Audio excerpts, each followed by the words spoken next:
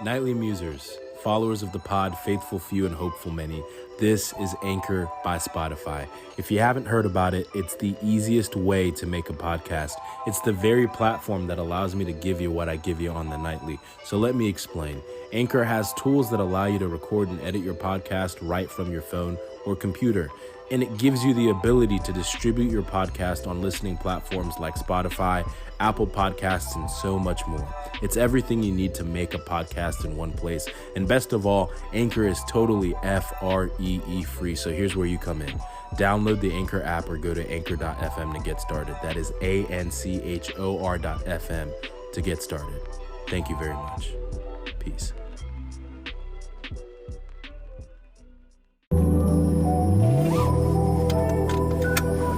What's good, Nightly Musers?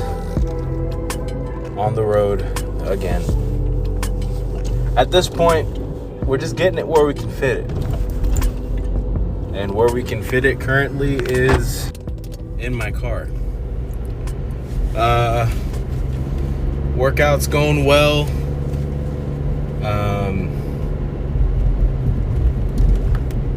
Been getting in the Word a little more consistently to start my morning, which has been nice. Still not done with Leviticus, which at this point, I can't say it's inexcusable, but it's darn near inexcusable. I mean, I am, it's a process. And, I will say I've learned a lot, and I think I've taken more from the book this time. The hardest thing about Leviticus is that it's not really a narrative book. I mean, you get and God said to Moses this, and Moses said to Aaron that, and Aaron said to the people, or whatever. Like there is that, but it's a bunch of rules. And I think in the era we currently find ourselves in, it's easy to,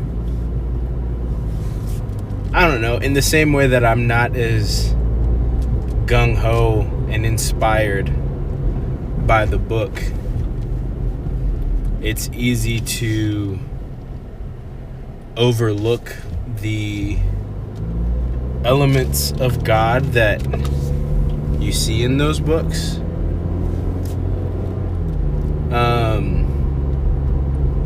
I.e. some of, the more wrathful stuff, the harsher rules and punishments that are present there. I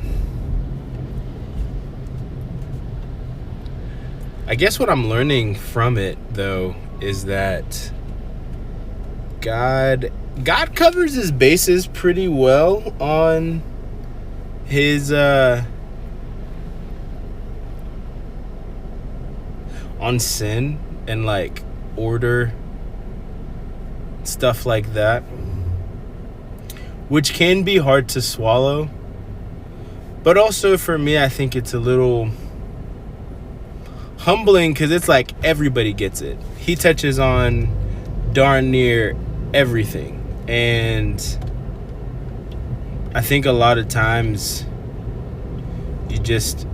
you learn, or you grow up with this picture of who God is based off of what other people say. And I don't know, it's been encouraging to read it myself, and I find things that I struggle with. I can't remember if it was and it's weird to put this on wax, but I think it was 22, where it starts talking about people with defects, and that it didn't rub me the wrong way, but it did stir up some questions about I think Leviticus does a really good job of establishing his holiness, but reading into the context of that time, there wasn't direct access to him in the way that we have it now. Like, part of the reality of it is that this was pre-Jesus, in the sense of like the crucifixion, the resurrection, the veil being torn, those things, those events, those historical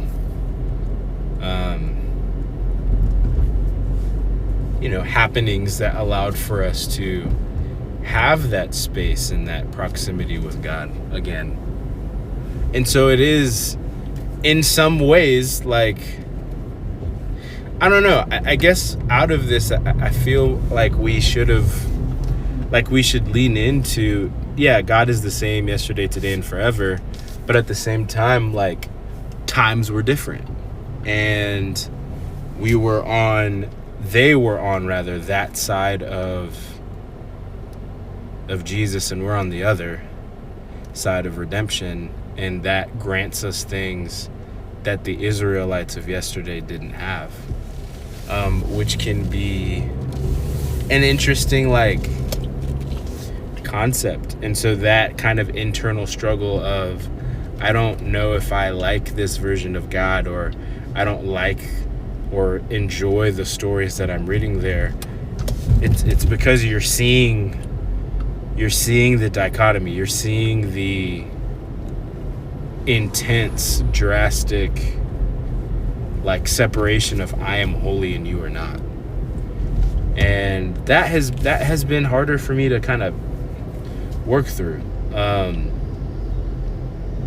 And I think I'm learning to have a better relationship, a healthier relationship with that, because it does kind of, on the other side of redemption, we are very grace heavy, like, society, I guess. And it's all here and dandy, but then you know, grace is not the absence of consequence. And God is still very gracious in Leviticus, but his holiness is emphasized. And God is still holy in the New Testament, though his grace may feel more emphasized there. And so, yeah, learning about, like, the things, the emphasis, the different areas of scripture that are, like, I'm reading Leviticus, and I think this is a beautiful way that they do this. Every day is partnered with a psalm. And so I'm reading Leviticus, which is kind of dry and intense. And then, like, I could read Psalm 23 or Psalm 36 or just another passage of scripture where it's like, oh, if this person does this, then they got to be stoned, and then I will rest in the shelter of your wings. Like, it's a pretty picture. It's a pretty I'm learning to enjoy, I guess, the tension, and this Bible plan that I am reading, like, does a good job of balancing the reality, the full, like, I guess, counsel of God's character, and the hope that gives, the grace that gives, the holiness, the love. Yeah. And so it's interesting. I thought I was going to have something more profound to say. I think there is something to be said about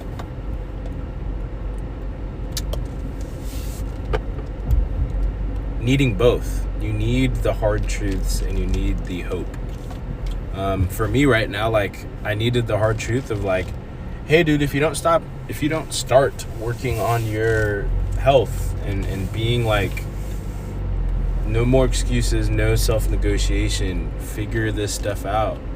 Like, if you don't do that, like, your life could be really hard and not healthy, and, like, without the longevity that you need. And that is a necessary realization to get me to do the things that are necessary for me to achieve, like, to start going. But then the hope of that is like, hey, like, it starts with you. You have to believe in yourself. You have to see yourself as desirable before you lose the weight. You have to see yourself as somebody who is worth, like, being sought after regardless of external stimuli, regardless of external, like, uplifting or denigration. Like, you have to, I think that's a word.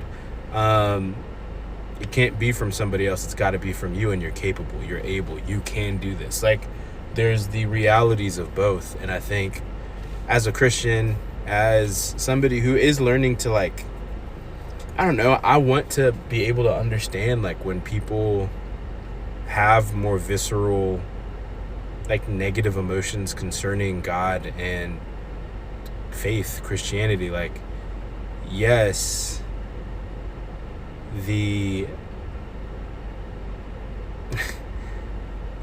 yes, the God of the Bible can be hard to understand, but the broader context is it's also setting up the understanding, the broader picture that, like, he is holy and we are not, and we are in need of somebody to fix, to bridge the rift that was set, you know,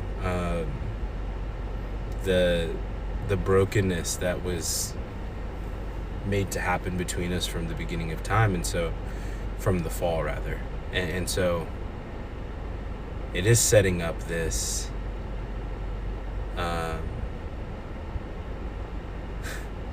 it is setting up this story, this bigger story of the hope and grace that, and salvation and redemption that comes in the life of Jesus. And so, I don't know, that's what I'm learning from Leviticus. I feel like you should be thankful this isn't going to be like a 4-part episode, you know. I'm almost done. It is low-key laughable how long it's taken me to finish this book, but I've decided not to put a lot of pressure on me to just power my way through it, and actually, like, try to take my time through it, because I do want to take something from this, because it's a harder book to read. And so if anybody resonates with that, cool. Appreciate you. Shout out Low Fly. Talk to y'all tomorrow. Peace.